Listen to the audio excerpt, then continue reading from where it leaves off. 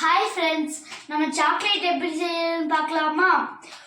ஒரு ஒரு பவுலில் 1/4 கப் கொக்கோ பவுடர் எடுத்துட்டு மிக்சியில் போட்டுக்கணும்.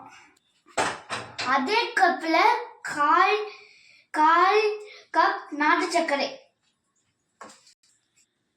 கொக்கோ பவுடரும் நாட்டு சர்க்கரையும் மிக்சியில் போட்டு பிளெண்ட் பண்ணிக்கணும். பட்டரை உருக்கி இதை போட்டு நான் மிக்ஸ் பண்றேன்.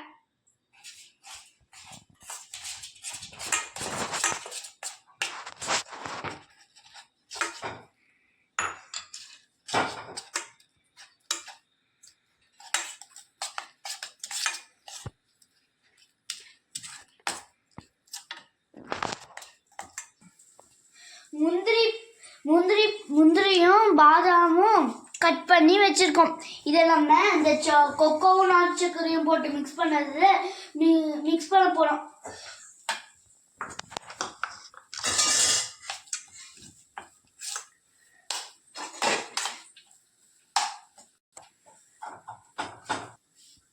சாக்லேட் மோல்ட கடையில வாங்கி பட்டர் தடவி வச்சிருக்கோம்.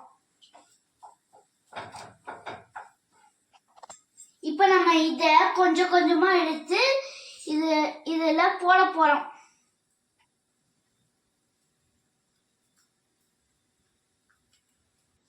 இந்த மாதிரி ஃபில் பண்ணிட்டு நம்ம ஃப்ரிட்ஜில் வைக்கணும் 8 hours.